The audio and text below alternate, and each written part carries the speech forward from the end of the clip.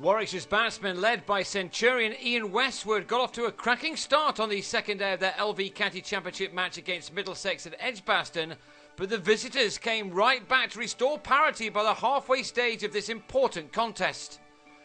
Warwickshire started the second day of this match on 21 without loss in reply to Middlesex's 287, and not for the first time, Westwood and Chopra combined to give their team the ideal beginning to their innings. Time and time again this year, they've made the most of the work done by their bowlers to ensure that the momentum stays with their side, and that was the case here. A good opening partnership is vital if you're going to win the championship, and this pair are just that. Chopra is normally the quicker of the duo, but not on this occasion. A drive through extra cover off Gareth Berg brought Westwood his 7th 4 to take him to his 50 off 84 balls. He then took over. Indeed, Westwood now began to deal almost exclusively in boundaries as he began to race away from his partner. There have been an extraordinary number of 4s in this match. Middlesex hit 35 in their innings, that's a total of 140 runs, plus a 6 in their 287, and now Westwood was flaying the ball to all parts. He enjoys this attack, having already hit 100 off them at Uxbridge last month, a game where Warwickshire were criticised by some for not being positive enough. That accusation could not be laid at Westwood's door right now as he raced along. He'd moved on to 96 by the time that Chopra got to his 50 from his 113th delivery, an innings containing only 4 4s as he was happy to play second fiddle to Westwood, who then flicked Roland-Jones through mid-wicket to bring him his superb century. That was his 17th boundary in an innings thus far lasting just more than 3 hours, in which he'd faced 148 balls. He'd also put his side into the comfort zone and given them every chance of achieving their aim of batting Middlesex into submission. This pair have given their side some outstanding starts this year, but none better than this, as they took their partnership to 175 made in 45 overs. Then to the first ball of the 46th, Chopra on 56 cut Berg but slashed the ball into the hands of Sam Robson, who took an excellent catch in the gully.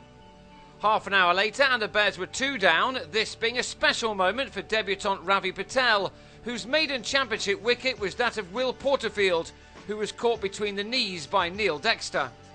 Westwood was now joined by Jim Troughton, another who scored a ton in the reverse fixture in Uxbridge. He opened up by smashing Patel over long on for a maximum. Westwood was finally undone by Dexter, who continued his fine match by having the batsman out for 120 with his 4th delivery, the catch being taken at mid-off. The wonderful Westwood departed at 223 for 3, with Warwickshire now just 64 runs behind, and a substantial first innings lead looked as if it would be posted in the final session, as Troughton and Darragh Maddy closed the gap even further with a stand of 24. Dexter's looping medium pace has just about kept Middlesex in this game as Maddy drove on the up to Stephen Crook, who clung on to a stunner as Maddy went for 16. Middlesex were now waiting on the second new ball, but before they could grab hold of it, Troughton continued along his merry way.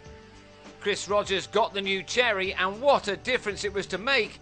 To its 10th ball, Ricky Clark nicked Roland-Jones behind to go for 6. In his next over, the in-form Roland-Jones, who has 2 fifers in his last 2 games, then found the edge of Tim Ambrose's bat to have him taken behind before he'd scored. Ian Blackwell's debut innings for Warwickshire didn't last long either. He'd made 8 when he gave the rampant Roland-Jones a 3rd wicket with an LBW decision. The light was deteriorating by now and the umpires twice met to discuss it. Meanwhile, Troughton, who'd watched wickets tumble around him, went to his 50. He's been in sparkling form since the break for the T20 and has hardly looked back since the resumption of the 4-day campaign. However, he wasn't there at the end of this day. In the fading light, he edged a half drive off Tim Murtagh behind, and Middlesex's comeback was almost complete. A couple of minutes later, with a hailstorm about, the umpires did remove the players, and that ended the day with Warwickshire having slipped from 247 for 4 to 293 for 8 to lead by only 6 runs. The 3rd innings of this match may have a major impact on where the championship trophy will be heading.